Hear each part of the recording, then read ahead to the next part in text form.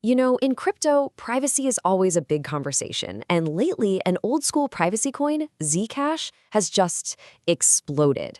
It's back in the spotlight with this huge price surge, and everyone is talking about it. So what's really going on here? What's behind this massive comeback? Let's dig in. And this rally, it's been so wild that even the big names, I'm talking crypto veterans like Arthur Hayes from BitMEX, are kind of scratching their heads. This tweet he put out, it just nails the feeling right now. Total speculation, complete uncertainty. Is Zcash going to $10,000 or 10 bucks? Is it a rocket ship or a bubble? That's the million-dollar question. And look, when I say dramatic, I mean it. We're talking about a price jump of over 700% since just September. 700%. That kind of move, well, it doesn't just happen out of nowhere. It makes the entire market stop and go, whoa, what's going on here? It forces you to pay attention. So yeah, that's the big mystery we're going to try and solve today. What exactly is going on? Is it tech? Is it a culture shift? Is it big money moving in? What created this perfect storm for Zcash? To really get it though, we've got to go back. We need to understand the original problem Zcash was created to fix. Okay, so let's talk about a big myth. The word crypto makes you think of something secret, right? Hidden money. But here's the thing. Most of it isn't hidden at all. It's probably one of the biggest misconceptions out there that crypto is totally anonymous. For the big ones, Bitcoin, Ethereum, that's just not true. Not even close. Think about it like this. Bitcoin and Ethereum run on a public ledger. It's like a giant global spreadsheet that anyone on the planet can look at. Every single transaction, who sent what to whom, it's all out there. And with the tools we have today, it's getting easier and easier to connect those anonymous addresses to real people. Zcash was built to be the exact opposite of that. It offers what's called a shielded ledger, where all that stuff, sender, receiver, amount, can be completely private. And what's crazy is this isn't some new revelation. This privacy issue, it's been known since the very beginning. I mean, Bitcoin's own creator, the legendary Satoshi Nakamoto, pointed out these limitations in the original white paper back in 2008. So the question is, how did Zcash pull off what Bitcoin couldn't? Well, the answer is some seriously cool, seriously advanced cryptography. It's the engine behind what they call shielded transactions. This is the absolute core of what makes Zcash, well, Zcash. Okay, get ready for an acronym. The magic here is called a ZK-Snark. Yeah, I know, it's a mouthful. It stands for, well, it doesn't matter, it's super long. But the idea behind it is pure genius. Imagine you could prove something is true without revealing any of the secret information behind it. That's what a ZK-Snark does. It lets you prove to the network, hey, I have the money and this transaction is legit, without showing who you are, who you're sending it to, or how much you're sending. It's cryptographic magic. So in the real world, how does this work? It's actually pretty straightforward from a user perspective. You send Zcash from a shielded Z address. Then, behind the scenes, all the details get encrypted. A ZK-Snark proof is created and sent out. The network looks at that proof and says, yep, this checks out, and confirms the transaction. And the whole time, nobody sees the actual details. That's the key. The network can confirm it's all good without peeking at your private info. All right, so Zcash isn't alone in this space, right? You've got to talk about its main rival, Monero. And these two have completely different ideas, a different philosophy on how to do privacy.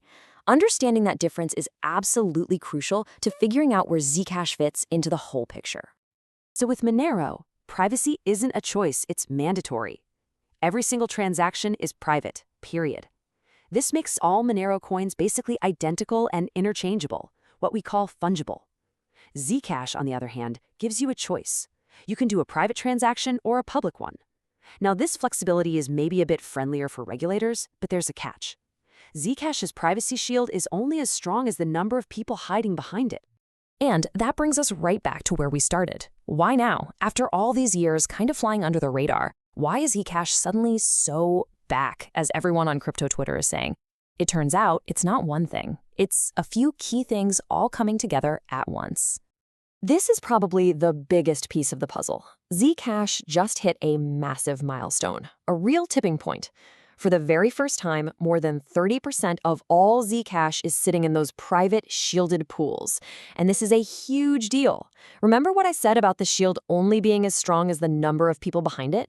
Well, the more people who are shielded, the bigger the crowd to hide in. The math just gets better. The privacy gets stronger for every single person. Now, this didn't just happen overnight. This has been years in the making. The team has been shipping upgrade after upgrade. You had the sapling upgrade back in 2018, then the orchard upgrade in 2022. Both made shielding transactions way faster and more secure. But honestly, the real game changer, that was the Zasha wallet that just came out. It finally made shielding your money easy, like click a button easy, and that changed everything. So what you have is this perfect storm, right? First, the user experience is finally simple and smooth. Second, the privacy guarantees are mathematically stronger than they've ever been. Third, there's this cultural vibe shift happening. People are starting to care about financial privacy again, especially with all the on-chain surveillance. And to top it all off, the big money is starting to show up. A publicly traded company on NASDAQ just bought $50 million worth of Zcash. That's a massive signal that the suits are finally paying attention. Okay, so this huge rally has put Zcash right back in the middle of this really important conversation. What is the future of private money? So what's the plan? How is the project getting ready for whatever comes next? Well, for one thing, they build trust by being incredibly rigorous with their tech. The Zcash code isn't just thrown out there, it goes through regular, tough security audits by independent firms like Least Authority. And these guys are respected. Their last report basically said the code is high quality and the whole system is well designed. When you're dealing with cryptography this complex, you need that kind of validation to feel secure. And then there's the whole regulation issue. This is where Zcash tries to, thread the needle. It's not just about offering optional privacy. They also built this feature called viewing keys. It's pretty clever. It lets you, the user, choose to share your transaction history with someone, say for an audit or for your taxes, without blowing up the privacy of the whole network.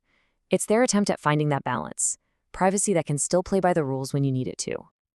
And really, when you zoom out, the whole story of Zcash pushes us to ask a much bigger question, one that goes way beyond just crypto prices. As our entire financial lives move online, onto these public blockchains where every payment is recorded forever, is privacy just a feature, a nice little add-on, or is it a fundamental human right? That's the debate. And thanks to this comeback, it's a debate we're all having again.